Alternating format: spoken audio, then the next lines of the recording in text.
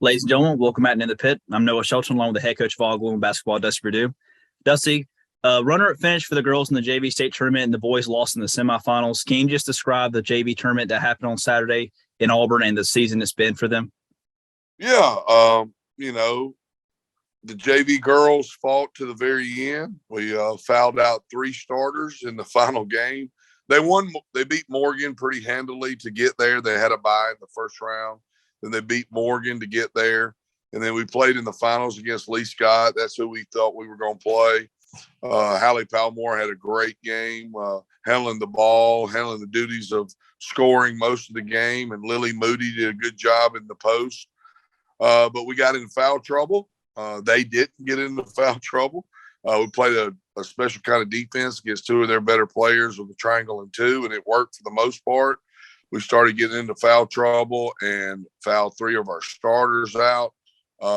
And down the stretch, they pulled away, and we couldn't find any scoring with their press. Hallie Palmore made all-tournament team, and 6th grader Caden Henderson made all-tournament team just based off of her defense. She did a great job playing defense for us all day. I was really proud of her. So the girls finished with a state runner-up, and they were state champions last year, state runner-ups this year. Our boys beat Morgan Academy in the first round pretty handily, and then ran into Macon East and just was having a hard time scoring in the semifinal game. Lost to Macon East by 4. And Trey Clarity played really, really well down the stretch. He was on the all-tournament team. He's an 8th grader. They'll be back for the JV next year. So both teams had a very productive year. Both teams got better. We had a good showing at the JV state, so I was really proud of it. Speaking of Macon East, the varsity boys got their revenge and beat them at home on Thursday. What adjustments was made between the first game and the second game to get the Gators to be so successful the second time around? The adjustment was made by the coach because the coach was a dummy the first time we played, when we played zone the whole first half, and they built a big lead shooting the ball really well. Well, this game we played man-to-man the whole time, and that made all the difference in the world, not leaving their shooters open. We were jammed. We were pumped up to play. Momentum was on our side, especially playing at home. We shot the ball well. We moved up and down the court well. We put in a few minor adjustments against their amoeba defense, which is their 1-1-3 defense, hit some big shots, and I was very proud of the way we played. So give the first loss to the coach, give the second win to the players because they did what I asked them to. All right, one more full week of regular season play before the region tournament at the end of next week. What are you looking for the girls' team specifically to improve on before we hit the playoffs?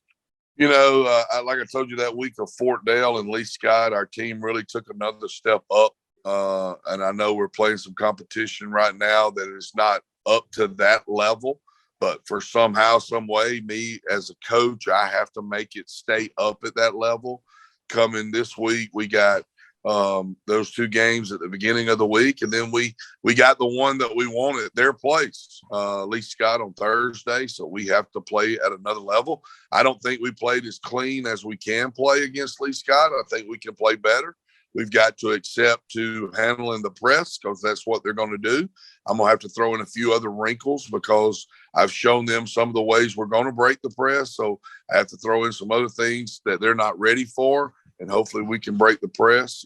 And then we got Abbeville on Saturday, who's another good girls team, Springwood next week on Tuesday. And then hopefully we'll be the 1 seed on Thursday, playing for a region championship on Friday for the girls. So that's where we're at with the girls. Boys, we got a tough week. We got Lee Scott on Thursday after these first 2 games. We're on the road on Tuesday at Evangel, who's not bad. We got Thursday, Lee Scott. To hopefully, if anything, on Thursday is to play a full game, and to play a full game to where we know that when it comes time, this one doesn't mean anything on Thursday, that maybe in the region we're going to run up against them again, the region tournament, and probably in the state tournament. I think we are the only team in the state, and I don't want this to be bulletin board material. I think we're the only team in the state that if we'll play a complete 4 games, that has a chance to beat them and knock them off. I want to say their record right now is something like 21 or 22-1. The only team to beat them is Pacelli out of Columbus. So I really do think that. I think that there's a chance we're going to play them again. We are going to play them again on Thursday, but there's a chance we can play them 2 more times, boys and girls, on down the line. And, it's hard to beat a team 3 or 4 times. And, I can say that for the girls too. So I think it's going to come down to us and Lee Scott, boy and girl wise. All right, Coach. Well, thank you so much for your time, and best of luck next week, and go Gators. Hey, I look forward to it. No, I appreciate what you do again, and hopefully we'll have some good things to say to each other next week. Yes, sir. Go Gators. Go Gators. Thank you, Noah.